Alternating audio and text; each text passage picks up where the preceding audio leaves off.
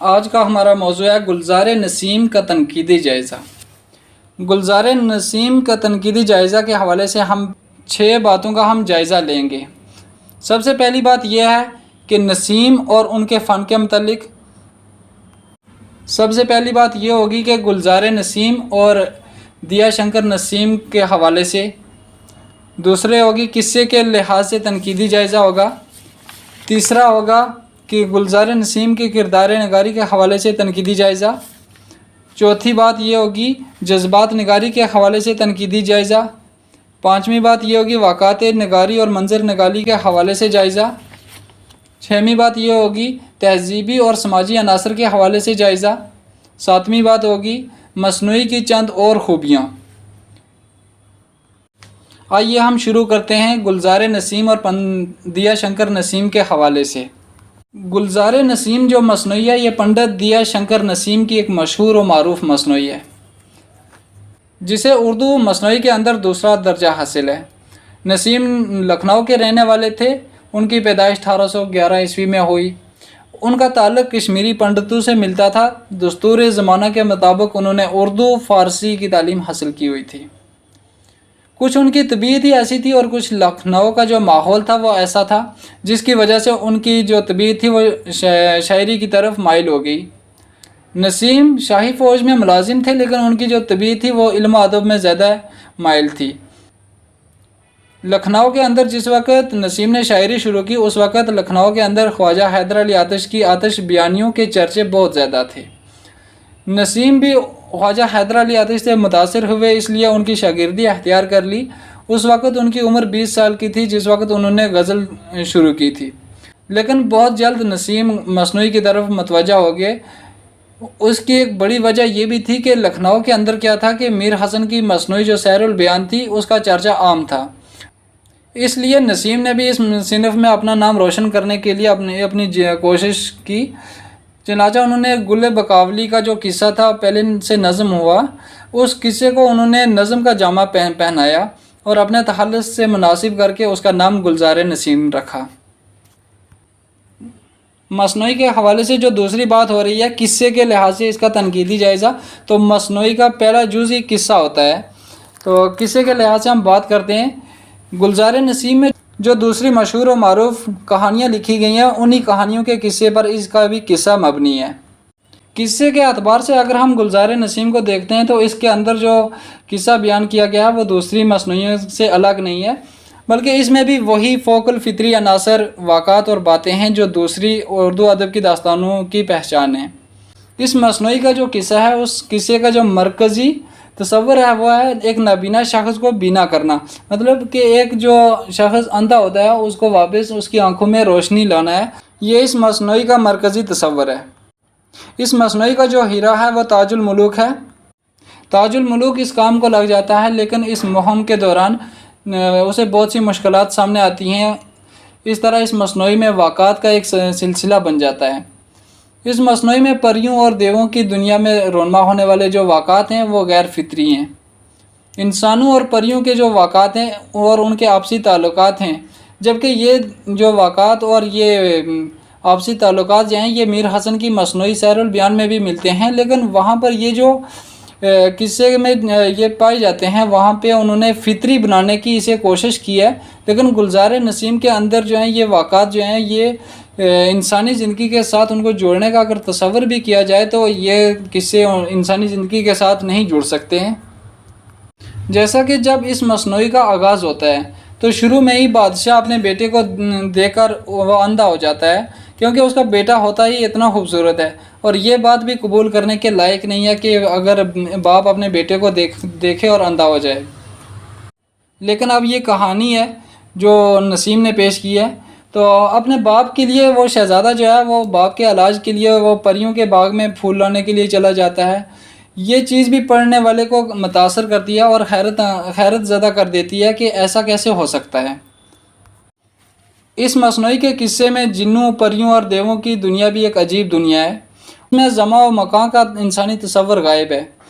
پل بھر میں اس کے اندر محل بنتے ہیں، آنکھ بند کرو تو ایک جگہ سے دوسری جگہ انسان پہنچ جاتا ہے، بلکہ میلوں کا سفر پل بھر میں انسان طے کر لیتا ہے۔ لکڑی کے اثر سے لوہا جو ہے وہ موم ہو جاتا ہے۔ دونوں ہاتھوں سے اٹھا کے لاٹھی کو کندھے پر رکھنے سے انسان پرندوں کی طرح اڑ جاتا ہے۔ لکڑی کے چھلکے سے ٹوپی بنا کر سر پر رکھنے سے انسان آنکھوں سے غائب ہو جاتا ہے۔ اس طرح کے اور بھی بہت سے عجوبے اس مصنوعی میں دیکھنے کو ملتے ہیں جو کہ یہ فوق الفطری عناصر ہیں۔ اب جو تیسری بات یہ ہے کہ گلزار نسیم کی جو کردار نگاری ہے اس کے حوالے سے ہم جائزہ لیتے ہیں۔ تو گلزار نسیم میں کرداروں کی جو کردار ہیں وہ بہت زیادہ ہیں کہ انہیں یاد رکھنا بھی آسان نہیں ہے۔ البتہ ان کرداروں کی کثرت کی وجہ سے یہ خوبی پیدا ہو جاتی ہے کہ ہر لمحے اس داستان کے اندر چہل پہل محسوس ہوتی رہتی ہے۔ اس مصنوعی کے کرداروں میں زین الملوک جو ہے بادشاہ ہوتا ہے، اور اس کے 4 بیٹے دانا، عاقل، ذکی اور خرد، اور جو اس کا 5واں بیٹا ہے جس کی وجہ سے وہ نابینا ہو جاتا ہے وہ تاج الملوک ہے۔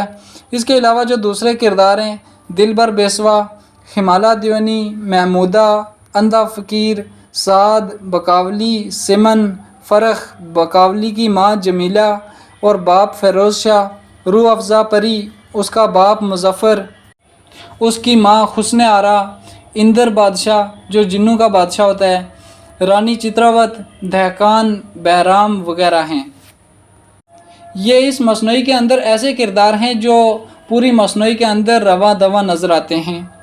اس مصنوعی کا جو مرکزی کردار ہے وہ تاج الملوک ہے، جو سارے کے سارے واقعات اسی سے جڑے ہوئے ہیں، اور سبھی میں یہی کردار جو ہے متحرک نظر آتا ہے، جس کی وجہ سے اس کردار کو مرکزی حیثیت حاصل ہے۔ پورے قصے کے اندر صرف ایک بار اس سے غلطی ہوتی ہے۔ اس کردار کے اندر کوئی کمزور پہلو ہے تو وہ یہ ہے کہ وہ ہر ایک حسین شے پہ مچل جاتا ہے۔ اس کے علاوہ اس مصنوعی کا جو دوسرا مرکزی کردار ہے وہ بکاولی کا ہے، جو پریوں کی شہزادی ہوتی ہے۔ وہ اپنے کام خود کرتی ہے، پھول چرانے والے کو ڈھونڈنے نکلتی ہے اور اپنا بیس بدل کر مرد کا کردار خوش اسلوبی سے انجام دیتی ہے۔ اردو مصنوعیوں میں کیا ہے کہ ہیرو اور ہیروئن کے جو کردار ہیں اس قدر زندگی سے بھرپور نہیں ہے جس قدر گلزار نسیم کے یہ 2 کردار ہیں۔ لیکن ہم جب غور کرتے ہیں تو ہمیں پتہ چلتا ہے کہ اس مصنوعی میں جو نسوانی کردار ہیں وہ زیادہ فعال اور متحرک کردار ہیں۔ مصنوعی گلزار نسیم کی چوتھی جز جو ہے اس کے حوالے سے ہم بات کرتے ہیں، جو ہے جذبات نگاری کے حوالے سے جائزہ۔ جہاں تک اس مصنوعی کی جذبات نگاری کا تعلق ہے تو اس میں یہ گلزار نسیم جو مصنوعی ہے میر حسن کی مصنوعی کا مقابلہ نہیں کر سکتی۔ جذبات نگاری کے لیے جس سادگی اور روانگی کی ضرورت ہوتی ہے وہ نسیم کی مصنوعی میں نہیں ہے۔ اس مصنوعی میں اکثر موقعوں پر جذبات کی جگہ احساس پیدا کرنے کی کوشش کی گئی ہے، لیکن پھر بھی نسیم نے اس کے اندر جذبات نگاری کا حق ادا کیا ہے۔ اگلا جز ہم شروع کرتے ہیں کہ واقعات نگاری اور منظر نگاری کے حوالے سے جائزہ۔ جس طرح جذبات نگاری سادہ اور رواں دواں انداز بیان کا تقاضا کرتی ہے، اسی طرح واقعات نگاری اور منظر نگاری بھی سادہ اور رواں دواں انداز بیان کا تقاضا کرتے ہیں۔ نسیم نے بھی اپنے اس قصے کے اندر ایک الگ راہ اپنائی ہے، یعنی کہ وہ چند اشعار میں اتنا قصہ بیان کر دیتے ہیں کہ وہ جو قصہ ایک صفحے پہ پورے پیج کے اوپر لکھنے ہوتا ہے وہ صرف چند اشعار میں یا کچھ ہی شعروں میں وہ بیان کر دیتے ہیں۔ مصنوعی گلزار نسیم کے حوالے سے اب 6ویں بات یہ ہے کہ تہذیبی اور سماجی عناصر کے حوالے سے گلزار نسیم میں مذہب اور عقیدے کے تعلق سے بھی اس کی مزاج کی پہچان ہوتی ہے۔ نسیم کے دور میں لکھنؤ کی تہذیب کا مزاج تھا، یعنی ہندو اور مسلمانوں کے عقیدے جہاں ہیں وہ آپس میں ملے جلے ہیں۔ نسیم اگرچہ ایک ہندو شاعر تھے لیکن انہوں نے پھر بھی اس مصنوعی کی جو ابتدا ہے، یعنی اس مصنوعی کا آغاز کرتے ہوئے سب سے پہلے حمد، پھر نعت اور پھر منقبت سے شروع کیا ہے۔ دیکھتے ہیں کہ دیا شنکر نسیم کی مصنوعی کی چند خوبیاں۔ نسیم اردو مصنوعی کے انبار میں صناعہ اور فن کے اعتبار سے ایک ممتاز اور منفرد مصنوعی ہے۔ نسیم کا مقصد جو تھا وہ داستان کوئی نہیں بلکہ شاعری میں کمال حاصل کرنا معلوم ہوتا ہے۔ اس کے علاوہ مرثا سازی میں بھی کوئی مصنوعی اس کا مقابلہ نہیں کر سکتی۔ شاعری کی کوئی ایسی صنعت نہیں ہے جو نسیم نے استعمال نہ کی ہو۔ ان کے یہاں صناعہ و بدایع کا استعمال ہوا ہے، جن میں مراعات نظیر، حسن تعلیل، اہام، تضاد، تجنیس، صنعت مشاکلہ، तनासब वगैरह तमाम शामिल हैं। मसनूई गुलजार नसीम जो है वो तशबीहों और इस्तारों का भी एक निगार खाना है। उन्होंने जो तशबीहें इस्तेमाल की हैं वो सिर्फ़ और सिर्फ तशबीह साजी के लिए नहीं की। उन्होंने जो तशबीहात इस्तेमाल की हैं वो इसलिए इस्तेमाल की हैं कि उनके जो कलाम है, उनकी जो ये मसनूई है, इसको गहराई अता करने के लिए उन्होंने तशबीहात का इस्तेमाल किया है। इसके अलावा नसीम के यहाँ तसन्ना और तकल्लुफ़ के बावजूद मानवियत का दामन हाथ से नहीं छूटता है, यानी कि वो जहाँ पर फ़न की बरतरी का ख्याल रखते हैं वहीं पर इस मसनूई के मानवियत को भी खैर मकदम रखते हैं। नसीम के यहाँ तसन्ना और तकल्लुफ़ के बावजूद मानवियत का जो दामन है उनके हाथ से कभी नहीं छूटता, यानी कि वो जहाँ पर फ़न की बरतरी का ख्याल रखते हैं वहाँ पे मानवियत को भी मकदम रखते हैं। पूरा जायज़ा लेने के बाद हम मुख्तसरन हम ये बात कह सकते हैं कि दिया शंकर नसीम की जो ये मसनूई है, उस मसनूई के तमाम पहलुओं को मद्देनज़र रखते हुए ये जो मसनूई है ये एक आला और मयारी मसनूई है।